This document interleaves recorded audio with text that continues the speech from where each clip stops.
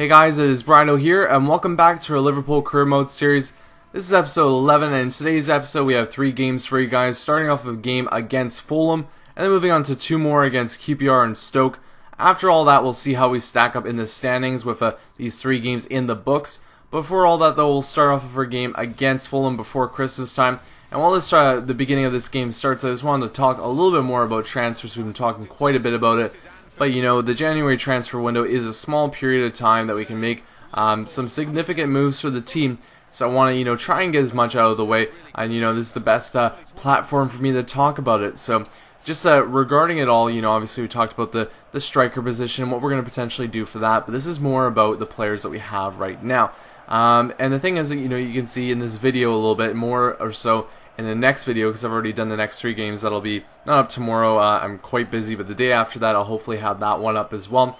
And by that time I'm not going to be doing any more gameplay until then. So this is all done and dusted, but after that, the real moves are going to start happening. So even in the beginning of our January transfer window, we won't be making any moves, but in the next couple days, especially with it being holiday time for a lot of people, it'll be an opportunity for everybody to kind of, speak their word, about a bunch of different issues essentially. And we've already talked quite a bit about the striker, situation that we're looking at. And you guys can still leave your comments regarding that. It's completely fine. But I'm going to leave that be for now because we don't really need to run over that for a 3rd episode in a row. But what the other thing I want to talk about is the players, like I said, that we already have on our team.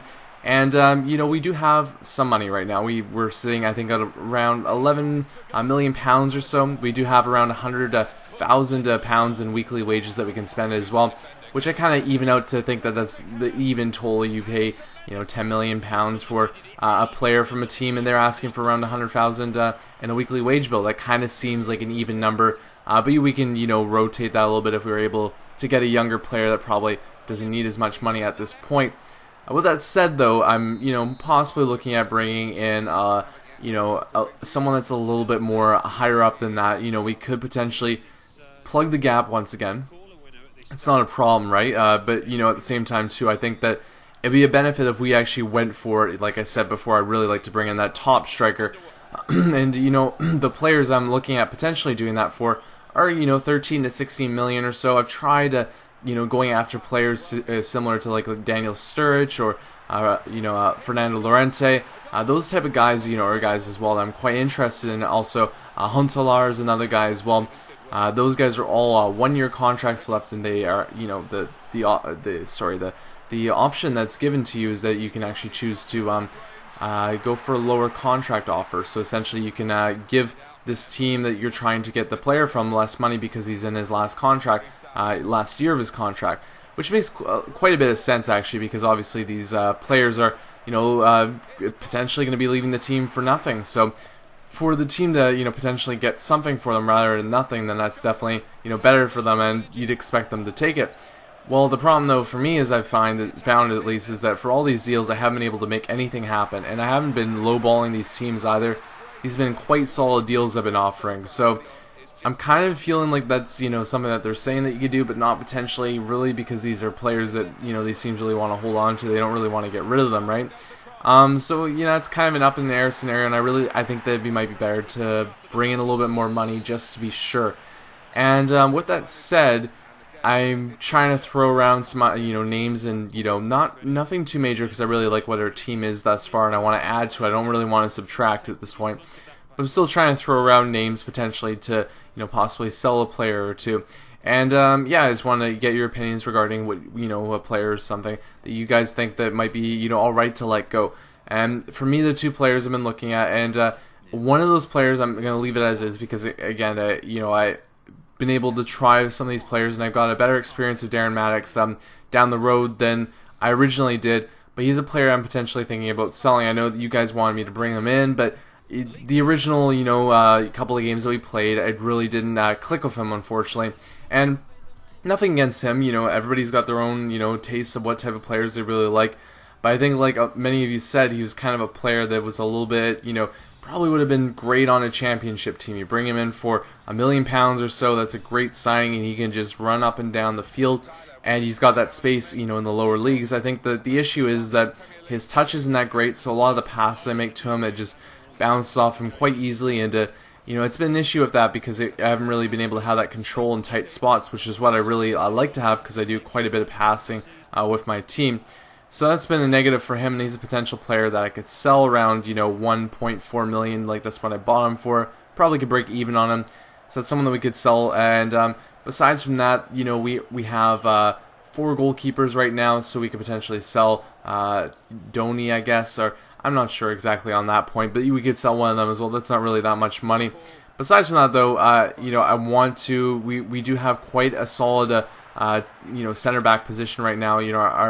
Our fullbacks are pretty decent fullbacks. They're probably best in the Premier League. We got maybe 3 out of the top 20 best fullbacks in the Premier League, I think personally. And we don't really need all 3 of them, but I really like them personally. I think that they've been doing great, and the rotation of them, and as well in the future, more and more Cortez is going to get more time as well. So 4 guys that really can play on this level. Those are guys that we could potentially sell one of Skirtle, Agger, or Sacco as well. We've already brought in Sacco, so probably not him, maybe Skirtle or Agger, but I'm personally in the feeling that I really don't want to sell out of them because, they're, to me, 2 Liverpool players I absolutely love playing with, and, obviously this is my series, but I want you guys to be involved with it, so that's why I'm bringing this up regarding that. But yeah, no, we could sell one of them too, and that would pretty much solve our problem. We'd get like 7 to 10 million pounds for one of those players, and that would easily solve our issue. So those are some of the options, and then besides from that, we could look at selling possibly Jordan Henderson. He's been doing all right. That's a player that we could potentially sell for not too much. Maybe I think it's around 5 million pounds is what his overall price is. So we could do that, and then that would probably bring in enough money, but he's been actually developing quite nicely, and he's actually played quite well for me as well. So it's a player that, again, I'd be more than happy to keep him around. I know that he's had his own struggles in his own Liverpool in real life, but at the same time too, from my experience with him in this game, he hasn't got as much time because we do have quite a few players in the midfield, but he's still been doing quite a good job.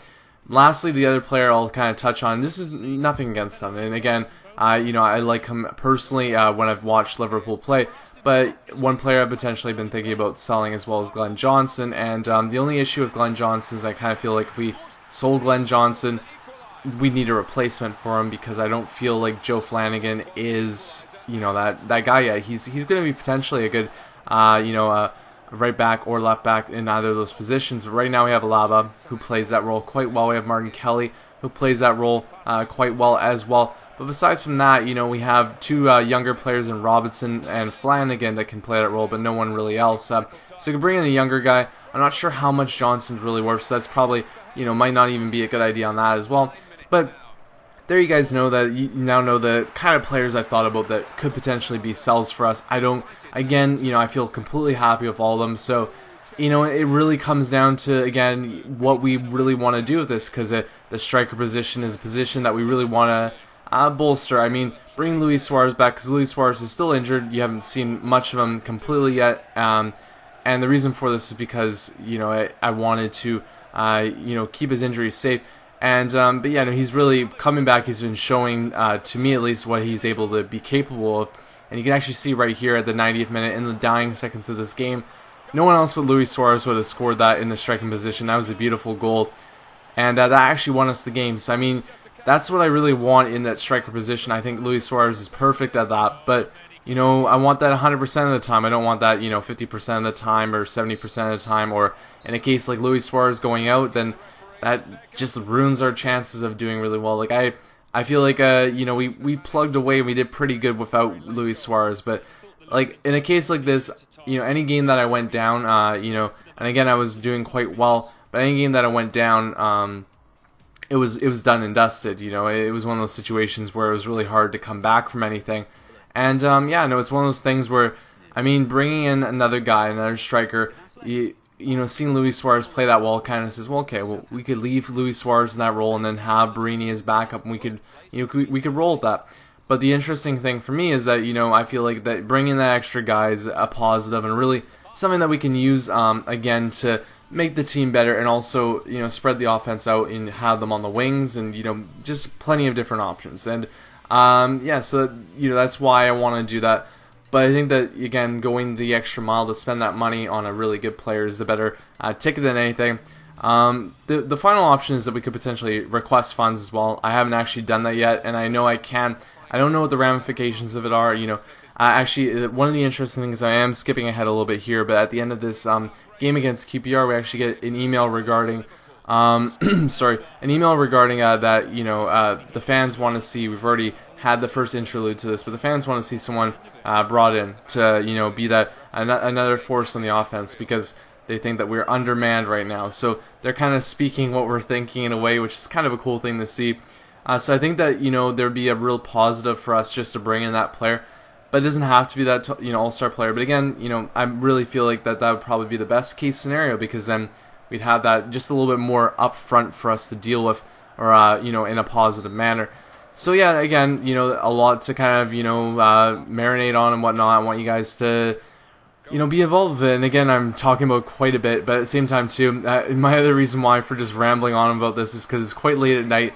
And it's a lot easier just to talk about something like this than to commentate on the videos, which I'll go back to a lot more. If you guys actually enjoy me just kind of talking about stuff too, let me know, rather than me commentating over it, because you guys can see the game, you guys know what's going on. You don't need me telling you, blue guy's got the ball, blue guy's shooting the ball. I don't really need to tell you that, because you already can see it.